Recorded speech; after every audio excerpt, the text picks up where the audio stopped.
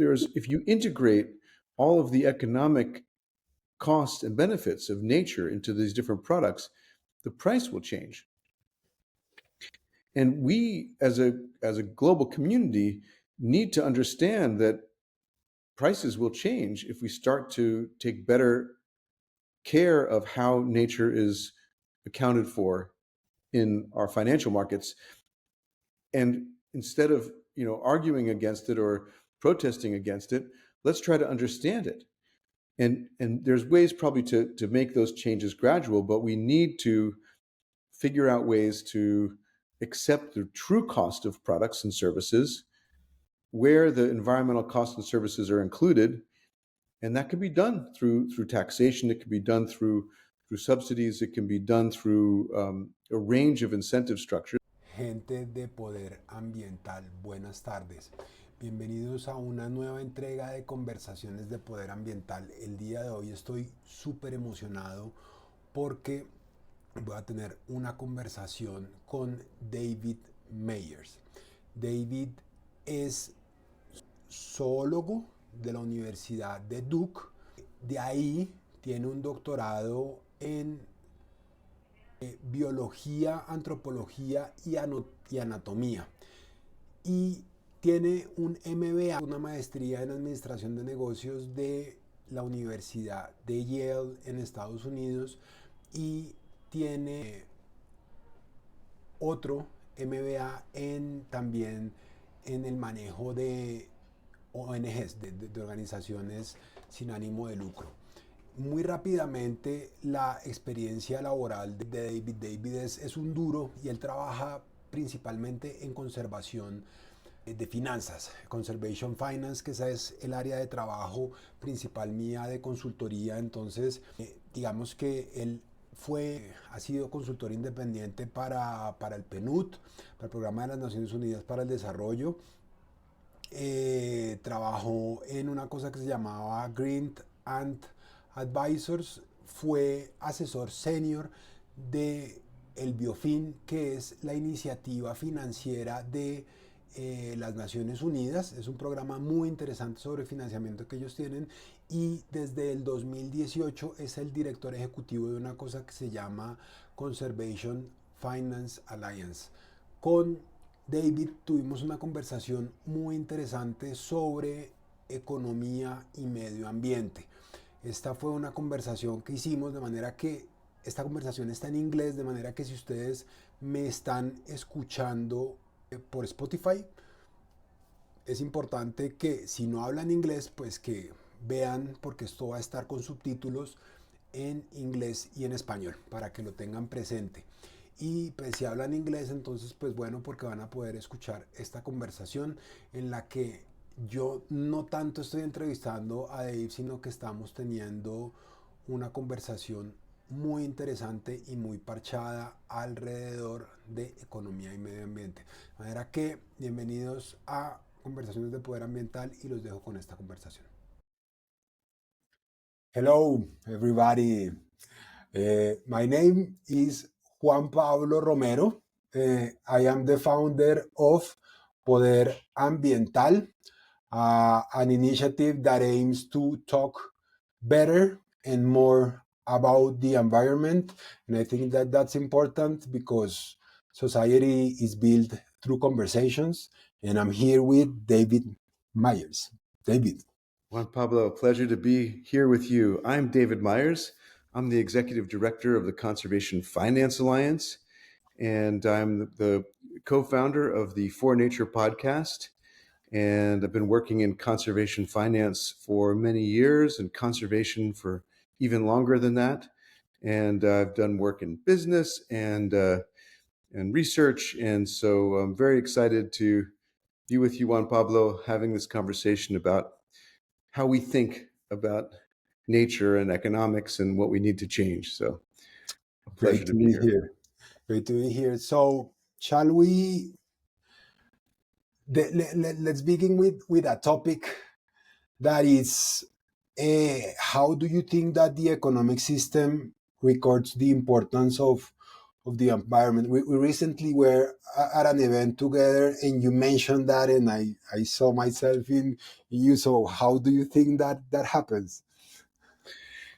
Well, very poorly in general. So there's two, I divide up the way we think about economics and finance into two categories: those that are about the economic value of something, and what we can talk about what that is in a bit, and then the financial value of something. So for me, financial value means monetary value, cash.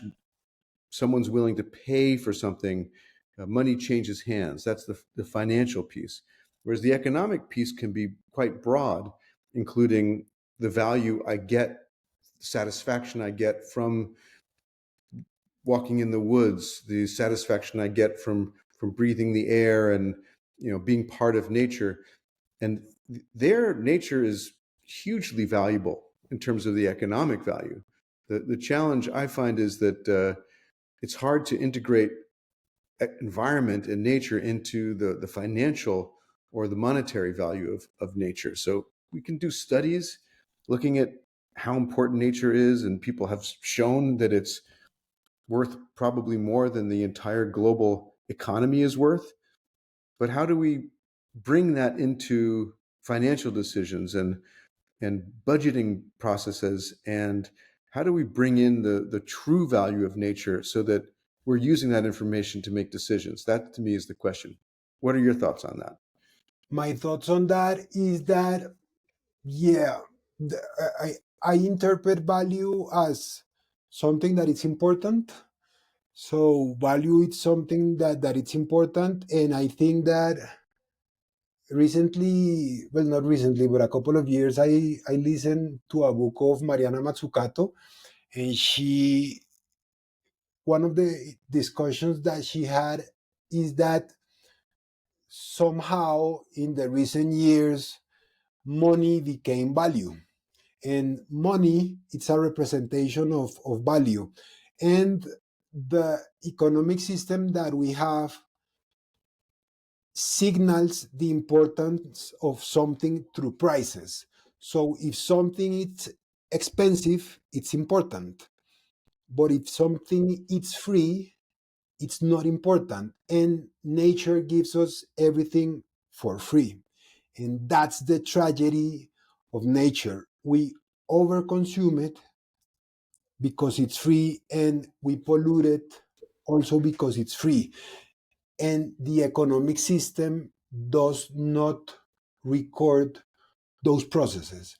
And that creates a loop that is awful. I think that that's the core of the environmental crisis, that the economic system is sending all the wrong signals.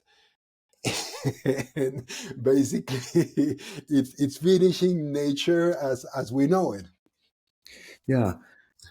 Well, let's pull this apart into different pieces, because I think that that in a way, economics, the study of economics, has identified these problems, and there's names for it, and there's some tools that are in place to address it. For example, green taxes or other kinds of incentives.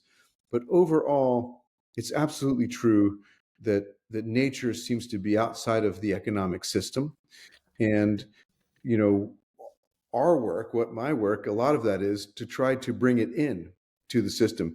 And people are doing that through various ways, not many of which have been effective. So it's interesting to explore. But natural capital accounting is a big initiative where we try to quantify the value of nature and create natural capital accounts along with other kinds of capital accounts, to integrate those into national planning, for example. And a lot of great work's been done on that, but it hasn't really necessarily changed the way we're accounting for nature in the monetary system, right? Or the value that you're describing as it is defined by money and monetary value, right? So just knowing the value of nature does not seem to be enough to change people's attitudes, right? And Correct. then, yeah, Yeah, no, sorry. And just what you were saying that, for example, with natural capital accounting, Also, coming back to Mariana Mazzucato, she said in one of her books that national accounts are political decisions. I think that the countries measure what they think it's important. And to live outside the measurement of natural capital at the level at it should be reflects a societal decision. I think that the fact that we are not measuring natural capital as much as we're measuring, I don't know, employment or economic flows says a lot about a society, how much it values that decision in itself, because we don't have enough information to make decisions around the environment. Yeah, really interesting point in that we are maybe not measuring and monitoring natural capital because we don't consider it important, right? I get that. But also, a lot of studies show that we do value nature and that we value the ecosystem services that nature provides from a pure economic point of view, right? But we just, as you say, we're not willing to pay for it because historically it's been free or it's been low cost.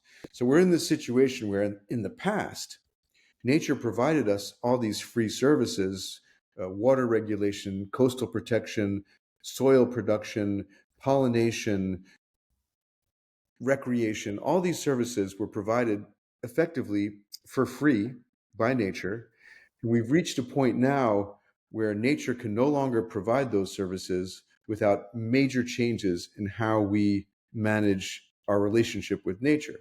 So what was free in the past can no longer be free because there's too little of it left and we're destroying it at too quick a rate, right? So we need to transform the way we look at and invest in and record nature in our economy to have a better relationship with it going forward. How do we do that? Well, I had this conversation with Pavan Sukdev.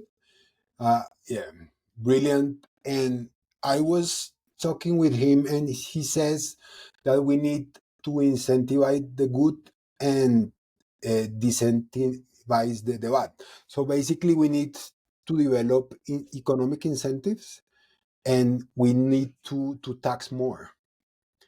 But that in practice, it's increasing the cost of products, and it's that has an incredible political complexity in itself, because people are poor nowadays, and to basically to modify the economic system demands a lot of nuts and bolts. So essentially, for example, if you need to disincentivize something, you need to tax, and tax make things more expensive. And for example, I don't know, this year, I think that it was this year or later last year, there was a major strike in Germany because of the environmental things that were putting in place. And some of the things that the farmers were protesting was the increase of diesel fuel prices. And that has to happen. I mean, the cost of fuels needs to increase in order to decrease the demand. That's economic theory. However, that it's incredibly unpopular everywhere in the world. So that politically wise, it's a decision that demands political will, but also it's like it's like shooting yourself in the foot, and it demands, because people want to do those transformations, but on the other half, they have the budget constraints. So that transformation, I think that demands public policy and also a ton of communication. And it's a painful process. It demands conversations like this. Yeah. Well, I agree. And I think that there's mostly what we do is to try to look at the current economic system, systems of corporations, system of reporting, system of government, and say, it's not working for nature. How can we make little improvements to change it? As Pavan was saying, you know, incentivize positive actions, disincentivize harmful actions. To me, this is really important, and that's what economic theory provides and tells us to do. Taxes, subsidies, different ways of doing that. But as you're saying, where we show what we value is in some of these financial decisions. And we apparently value fossil fuels much more than we value a stable climate, because we are globally are providing over $1 trillion a year in subsidies for fossil fuels. These are the governments that come together every year and say, we're going to address climate change. We're, the money that the developing world is asking for them for adaptation and mitigation was about that same order of magnitude, $1 trillion. They've agreed to, I think, 300 billion a year, but apparently have not been providing the 100 billion a year that was previously agreed. But they are providing $1 trillion. These are the world's governments to fossil fuel industry, at the same time saying we need to transform out of fossil fuels into renewable energy. So here we are saying the right things, doing the wrong things, and continuing on with business as usual. So my question is to you is, how can we step out of this entire system that is unable to make these transformative changes that we need?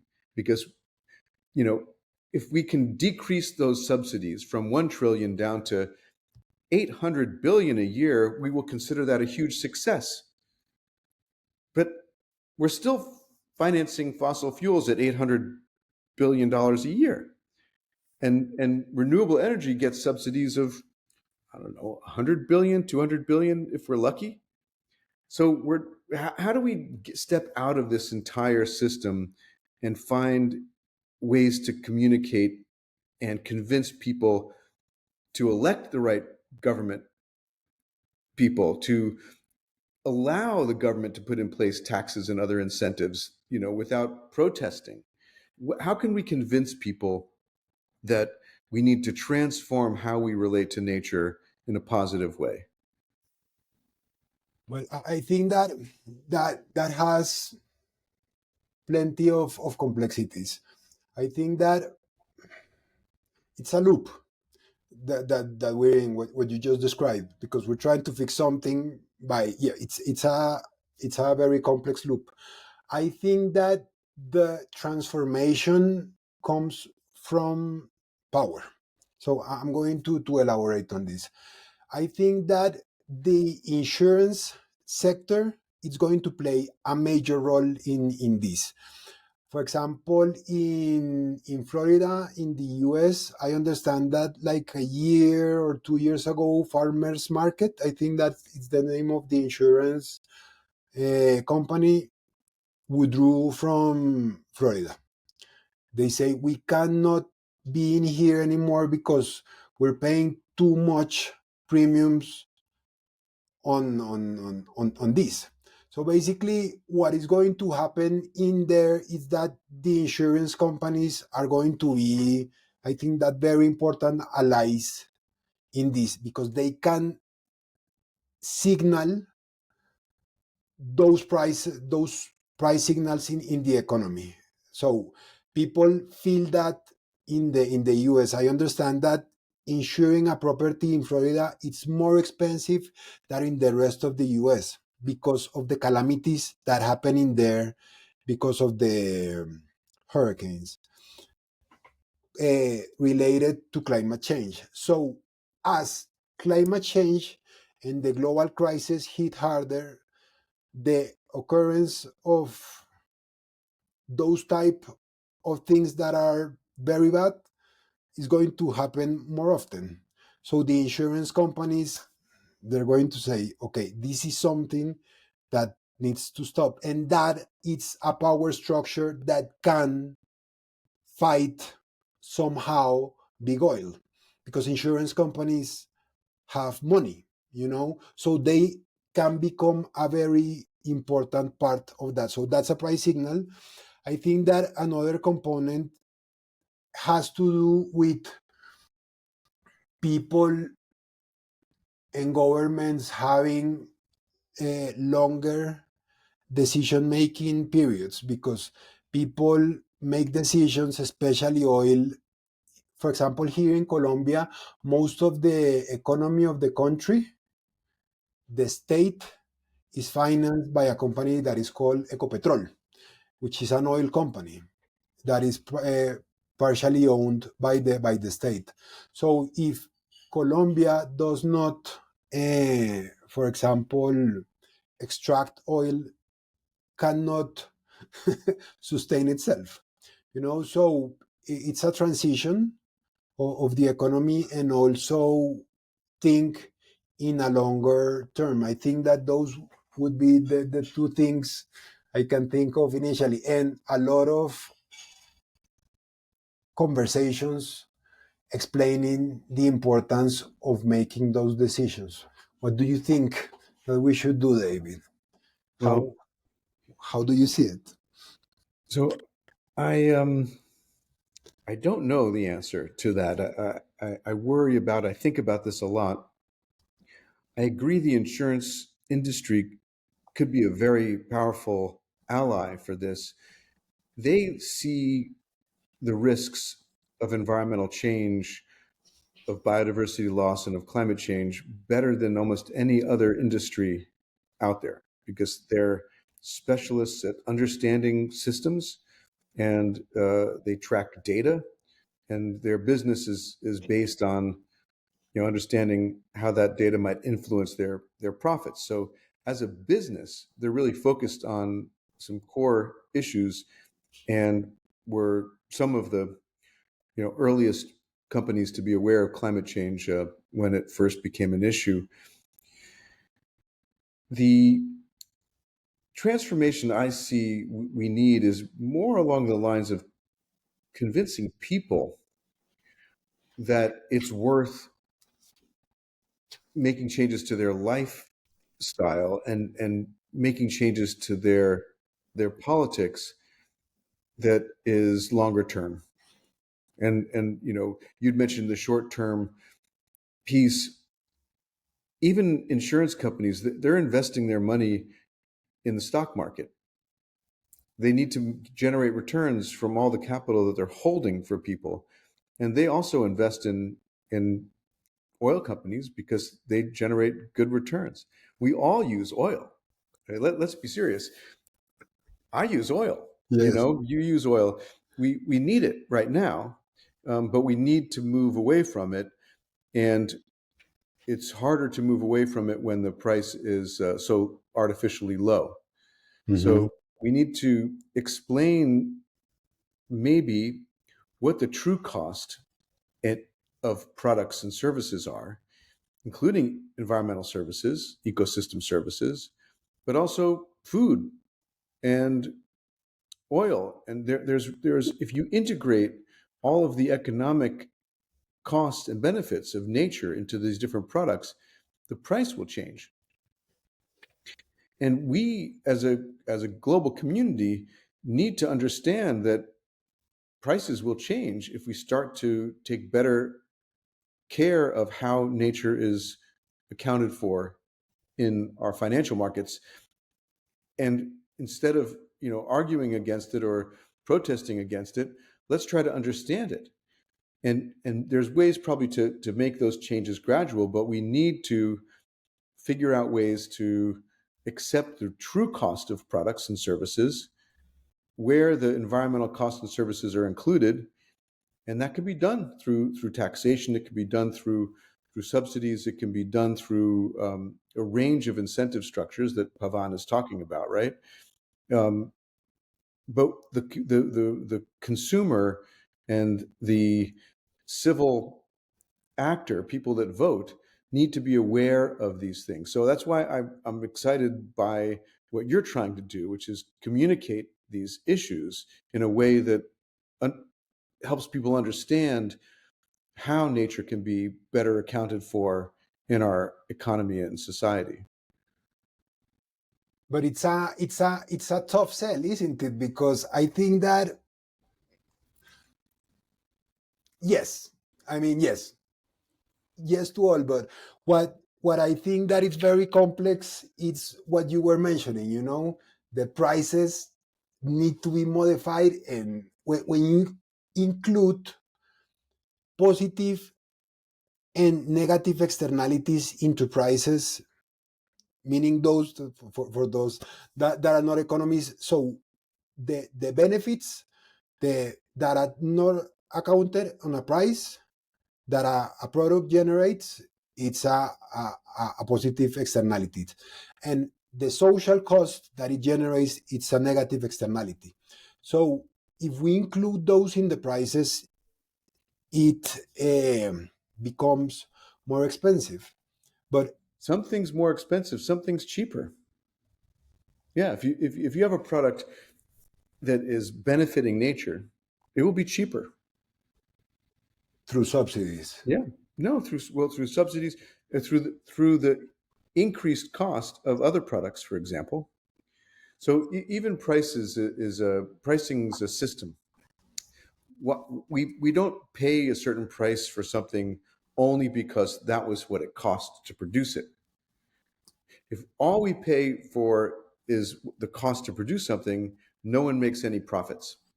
If it costs $3 to produce a cup of coffee, and I pay $3 for it, nobody makes a profit.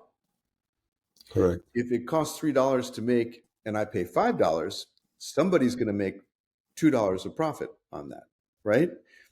So we want people to make profit. Now, if it's one coffee company competing with another one, and that coffee company is making sustainable, bird-friendly coffee, but it costs a bit more, right? But no matter what, everyone's only willing to pay $5 for a cup of coffee, then they'll make less profit. So here's a company doing the right thing, trying to be sustainable, helping birds, managing forests. It increases their cost. We all benefit from it, but they lose. So how can we create a financial incentive so a company that improves how coffee is made, supports bird life, and this has been going on for years, can they get a premium for the coffee? And the answer is yes. There's systems in place where you get sustainable coffee, organic coffee. People pay a premium for that, right? So you're integrating some of the economic benefit that nature provides into the price of that coffee. So um, now imagine that there were systems that government put in place to incentivize the production of sustainable coffee and maybe penalize the production of harmful coffee with a lot of chemicals and too much irrigation. You would have a competition between the different producers of coffee. And so, although in theory you may be raising the price of the sustainable coffee because it costs more to produce, in the end they'll be more profitable because they'll be able to sell more, and they could ultimately lower their price. And they don't use as much water, so they don't have to pay for the water, or there's less chemical entrance because it's regenerative agriculture, and so they're more profitable in the long term. But the system currently is basically against any company that tries to do better with regard to nature. All it is a cost, and it's hard to capture a benefit. They where where do you see the role of the state in all this process? I mean, because what you were mentioning, for example, those signals in terms of going back to the example of the coffee, for example, it would need to be more expensive to produce like polluting coffee for calling it a name. Uh, there should be like the carrot and the stick, you know. So the stick should be fines or taxes or all of that, but that entails a lot of work from the state, meaning yeah, on a national level or on a regional level. How where do you see the role of the state in all of this? Yeah, that's such a great question. Um, because when we started the conversation, we were saying how nature and environment are poorly integrated into the economic system, right?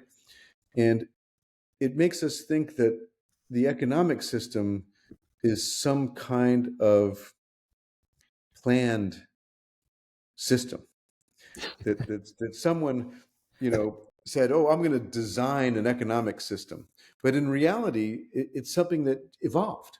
It just evolved. It's a natural system that evolves, and is I think Adam Smith would said the invisible hand, right? So this is so to and in that evolving system, if you don't price the value of nature appropriately, then we have the problem that we've been talking about. So, what is the role of government? Government is essential to determine how companies work. So it's not if we just leave the markets to themselves, then they're not going to take care of society's needs. They're not designed to take care of society. They're not designed for the long term. In fact, they're not designed at all. The markets are just systems that are self-evolving uh, systems. So government comes in and sets rules. They set rules like no child labor, right? Remember how, a long time ago, I mean, and in many countries still, it's there's risk of children having to work at dangerous jobs. Now governments come in across the world now and said, no, we want good worker conditions. We don't want child labor. We want safe factories. You can't have harmful chemicals in your workplace. There's all these rules. The government comes in, and that increases the price, the cost of production for the companies. Right? They have to pay people more salaries. They have to put in place safety regulations. That's all government. Government comes in and sets these lower rules. That influences price because it influences cost. It influences the competitive framework, the whole environment. And these are not what we would consider incentives. It's basic just regulation, right? These are the rules. And how does business react to that? Business, they go, okay, we can't have child labor. Great. So they stop hiring children, and they pay people a little bit more. And so their profit maybe goes down, but in fact, they competing with other companies all the time. Companies are competing with each other like species compete with each other in a natural ecosystem. It's nonstop competition. So although you think that a government regulation would come in and increase prices, for example, it only does it for a little bit. Companies are constantly competing with each other, trying to figure out how to produce something more efficiently, more effectively, how to market something for higher prices, how to make more profits. That's what they're good at. They're very good at, allocating money towards making more profits. That's what businesses are designed to do. So government comes in and they set the rules for business that influences prices. So what's the difference between, and for example, I mentioned the fossil fuel subsidies, and we're talking about agriculture and coffee production. Well, petrochemical based fertilizers are cheap because of the subsidies for fossil fuels. If there were less subsidies for fossil fuels, then organic fertilizers would be more competitive, and you'd see more organic fertilizer being used. You would see more regenerative agriculture.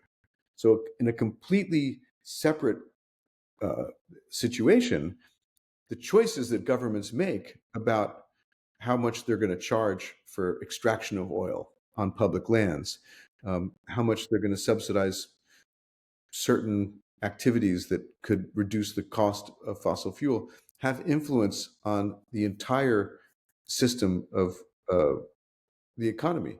So whether a government wants to support free markets or not, they're influencing prices all the time. They're Right. making these value choices that you talked about all the time. Every government regulation, every rule, whether they enforce something or not, that's a choice that's made. If they don't put enough money into enforcement, then more people are going to break the law, like what we saw in Brazil during the last administration. They reduced the amount of money going to environmental enforcement, and more people uh, cut the forest illegally. That, I yeah. Yeah, I agree, and I think that the role of the government, because of the nature, uh, uh, uh, when you see microeconomics, there's the market failure component. So you say, okay, the market does everything well, unless, and there's a set of rules, but there's one that it's resonates a lot with me. It has to do with public goods, and I think that the environment it's essentially a public good, because in many cases you cannot restrain the access of somebody to that, and it's and also I don't remember the other feature, but yeah, they're public goods, and public goods must be managed by the state. I think that that's the role of the state. There's something that I am very afraid of recently, and it has to do with the political complexity of the process, meaning that the problem that we have right now is with the system in itself, and the transformation needs to happen regardless of who is in office. So that is something that I have been thinking a lot recently because of the political landscape that is taking place. And I think that there's a there's a danger of putting the environment into a single political ideology, because the economic system needs to transform for a society to exist, period. And I think that the political process needs to happen in a way that all sectors agree on that has to happen. And that's very complex because, for example, you see in Argentina, with the arrival of Milei, basically they were saying, I heard a politician in Argentina that was saying that the problem with, for example, with conservation is that, for example, a well doesn't have an owner. If somebody owns a well, then it wouldn't be hunt and it would be valuable. And I think that explaining the existence of the world through the economy, it's a mistake, because the economy is a social construction, and the social construction lives on the environment.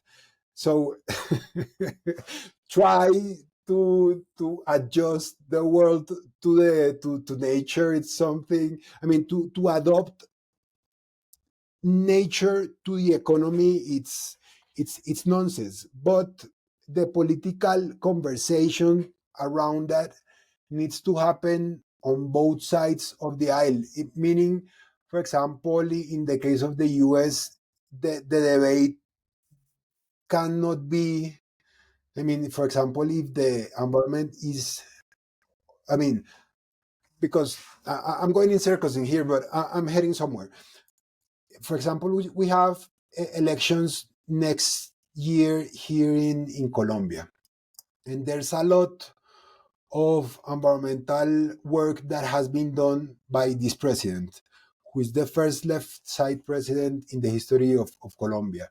I'm extremely afraid that the right wing candidates may reject the environmental topic just because the left side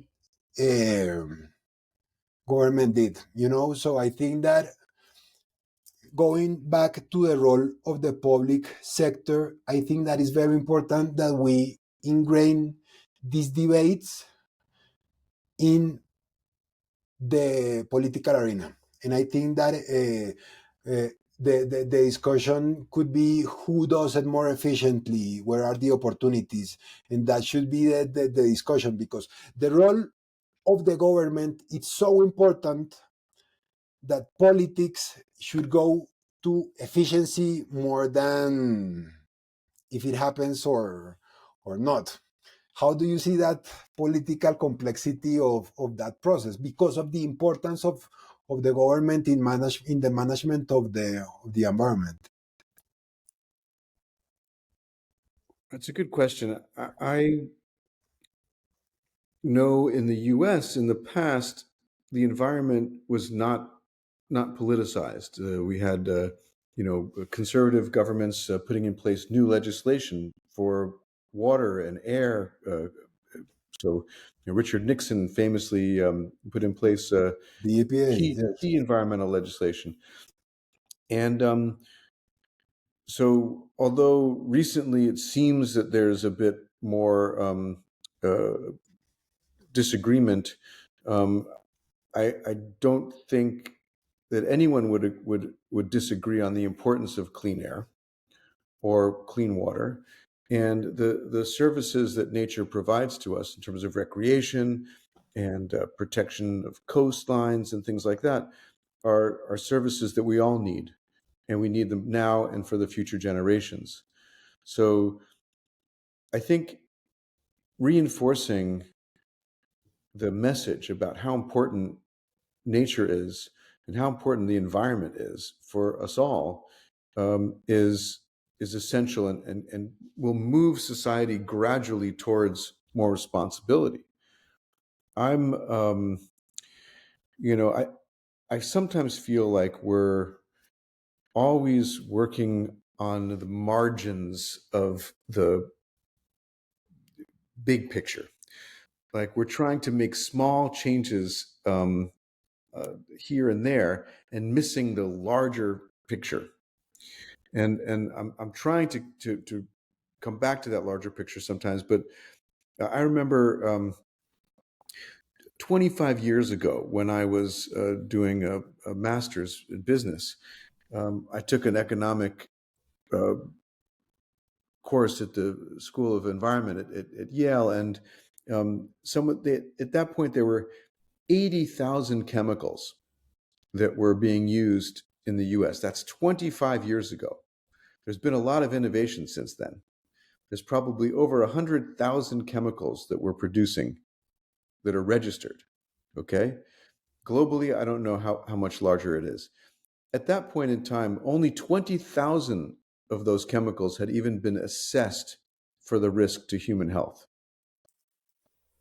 Okay, now we are, as a society, we're moving forward thinking that we know what we're doing. We're overconfident in the ability of technology. We're overconfident in the ability of markets to solve problems. We're overconfident in the ability of science to even track impacts. And I think that we really need to take a step back, and maybe this is a more of a spiritual thing to think about, in that we need to reassess our relationship with nature in a big way, and as individuals, as a species on the planet with regard to other species. And I think there's some great innovations and thought that some of it coming from indigenous groups and traditional societies, others from the legal sector, looking at the legal rights of nature, including the legal rights of whales, the legal rights of mountains and rivers. Um, Recently, I heard about putting nature on the board of companies.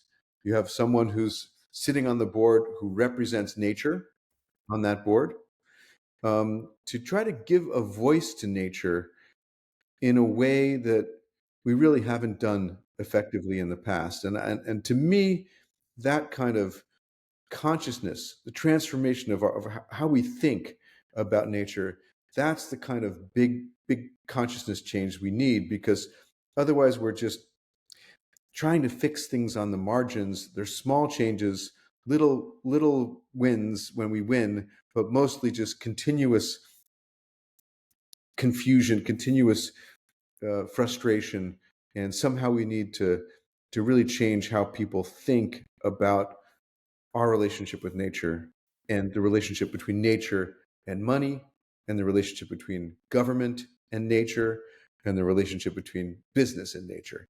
And this is happening in many ways, but we need to make leaps and jumps in our understanding.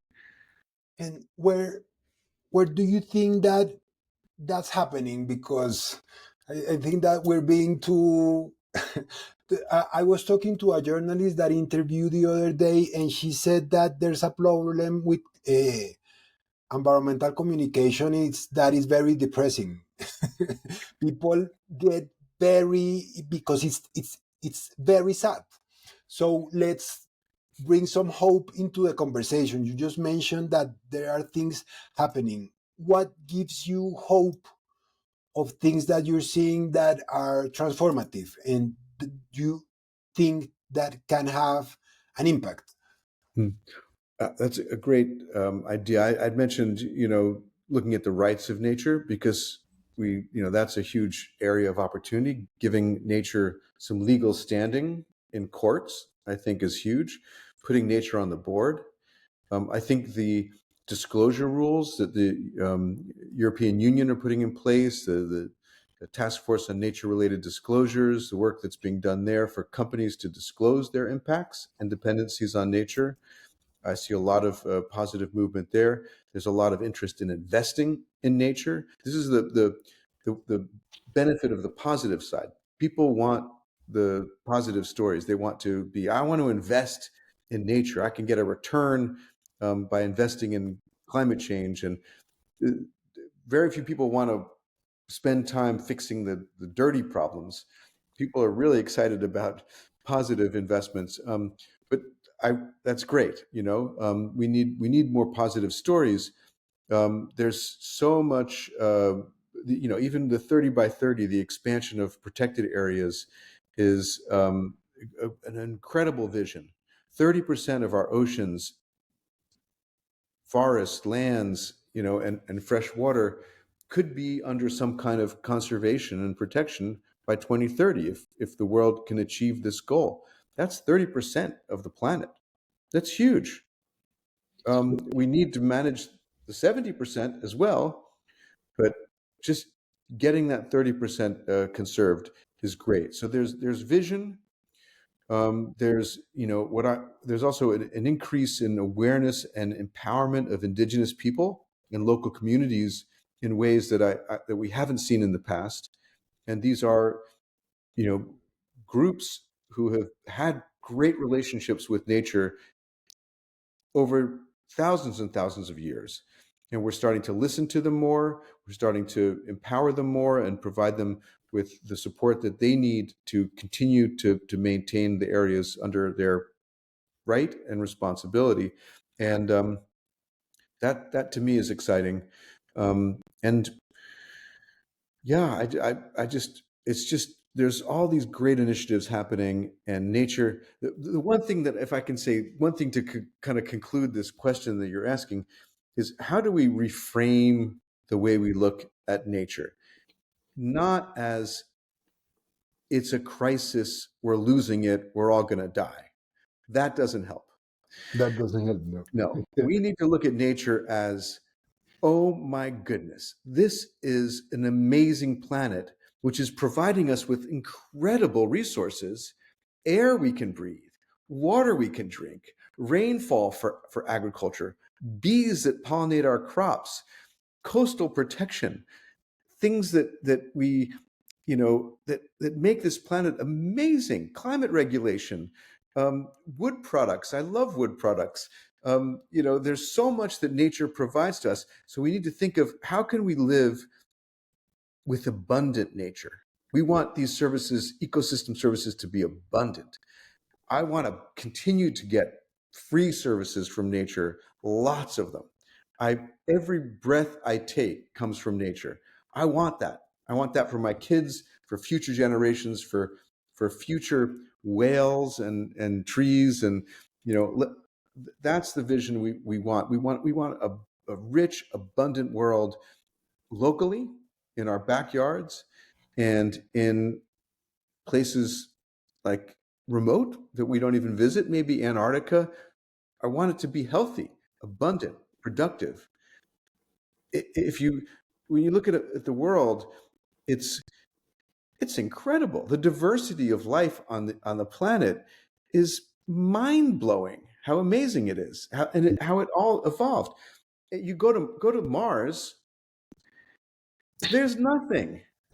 I can't even breathe there. Why would I want to go to Mars? The Earth is unbelievable. It's unbelievable. Yeah. It's Anyway. unbelievable. And on that regard, I think that there's a couple of things that make me really hopeful. I think that three mainly. I think the first one has to do with biodiversity credits. I think that there's an opportunity. Hopefully, those markets will learn something from the experience of carbon markets. But I see a very positive possibility there, especially for the countries in the global south. I think that those markets have really good possibilities of bringing that can transform the economic system. And I think that there are good things happening there, because in COP16 in Cali, for example, some banks were saying that as part of some loans that some countries undertake, they need to purchase biodiversity credits. So there's a market in there that hopefully, if it's well managed and we cut all the intermediaries and we can get that most of the money goes not to consulting companies but to the people on the ground, I think that can be very transformative. I think also that what is happening on COP16, also what happened with the creation of the Cali Fund, I think that it's very important because it allows companies to directly to put money on a fund, not a government. So I think that that's very important, because pharmaceutical companies that use, for example, DNA from a product that was taken from the Amazon, they need to put a portion of the income or for the profits. And that, I think that it's a step in the right direction, because it's less political, because the road is paved for the private sector to directly put money into the funds. And finally, I think that it's very important. What it's more important right now, it's what is happening with the initiative regarding debt for nature swaps or debt for climate swaps. I think there's where the opportunity lies ahead, because I think that most of the conversation that we have been having shows that we're missing money. and the money that we're missing, it's in the costs and the benefits, and that is not included. So the discussions that are taking place in there have to do with how the debt of a country could be somehow repaid by the inclusion of, and this is where it gets technical, if the Monetary International Fund allows for the emission of withdrawal rights or something like that. So there's a possibility of, it's similar to what happened on the COVID pandemic, but it's put money into the economy, and that money could be invested into public goods, into nature. So in here in Colombia, the communication strategy of the president is to think about that as a worldwide Marshall Plan for nature. And I think that there's hope in there. And I think that youth, it's very interesting what is happening with young people. I think that they're pulling their weight with the environmental crisis because they don't see a future, so they're playing a major role into that. So that gives me hope, a lot of hope. Yeah, those are really great points. I agree 100%. And as I said, there are a lot of good initiatives going on, and there's incredible growth in awareness of the importance of finance for nature, and a lot of interesting, innovative instruments being developed, and a lot of interest in investing in nature. So we need to balance out those positive things with the systemic challenges against which we're working to align everyone's interests for a healthy, abundant future that's productive, and gives an opportunity for all species to continue evolving on the planet, and for humanity to continue its beautiful journey. David, what do you think then? I suggest that we make this our last question. What do you think that is going to happen next year? I mean, for people to, in environmental terms, what are you looking for in 2025? Well, as you pointed out, the interest in biodiversity credits or certificates is really growing quickly, and so I'm seeing for 2025, I see there'll be some significant advances in growth in that area. Right now, it's very confusing, and we're hoping to bring a little bit of clarity to that and support that market. Um, I'm seeing a lot more debt for nature conversions.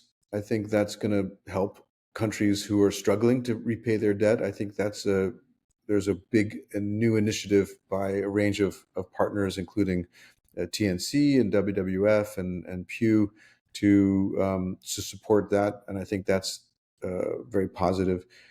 And I'm hoping that we just keep working, keep our heads down, and work hard towards achieving some of these targets that the global community has agreed to with the global biodiversity framework. And what I would love to see is more conversations like this, and more transformational discussions where we can look at the problem and try to come up with some solutions. So there's opportunities, different conferences coming up, that will be interesting to see where the discussions go. How about you? What do you think? Yeah, I agree on the conversations. I think that it's very important that we demystify the environment, because I think that most of us environmentalists are terrible communicators. We make things that are supposed to be simple very complex. So I think that that's something that I look for next year. And I think that next year on March, we're going to have the results of the steering committee on debt. So that those results will be published in March. So it's going to be interesting to see what happens with that. And I am also curious on how the geopolitics and the environment are going to take shape next year, because uh, when Trump assumes office, it is important to see what is going to happen and how the world is going to adapt to it. And I think that is going to be a very challenging year, but I think that communication is going to play a central role in this process, because it's going to be very political. And I think that we're going to need to have all these early discussions. So we need to gear up our, for example, our basics on climate change. Why does climate change exist? And not think of it as something that is a set decision. No, we need to have those discussions with whomever wants to have it, and we need to have those conversations a lot. And we need to enjoy the process and have those conversations to get the momentum that we need to ensure that process. But it's going to be a marvelous year, I think, for the environment. And I think that it's going to end up in COP30 in Belém de Pará. And hopefully I'm going to be there. And I'm hopeful. I'm very hopeful because of the challenge that we have ahead. It's very complex. And I think that in itself, it's exciting, Well, I'm glad you're excited by challenges, because we definitely have one going forward. But as we talked about earlier, it's a great opportunity. We have a beautiful planet. We are more and more aware of what we need to do, and we just need to bring everyone along with it. Bring everyone along with us, and get everyone to share, and incentivize those youth ambassadors you had mentioned, because they really are the future. So, well, I really enjoyed this conversation. So thank you so much for David, the discussion. thank you so much for this opportunity. And do you have a web page where people can follow you, or social media? Where can they follow you? Yeah, so you can follow me on LinkedIn, myself, and we have the website at conservationfinancealliance.org. So you can find out what we're doing and subscribe to our newsletter, and join the movement. Perfect. So please follow David, and you can follow me as well. I have an Instagram account that is called Poder Ambiental. That's in Spanish. I'm going to write that in the caption. So at Poder, that's PODER AMBIENTAL.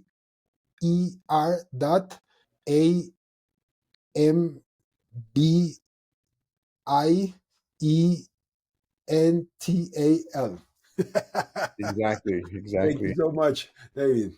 Thank you. Yes, thanks, Juan Pablo. Thank you. Bye.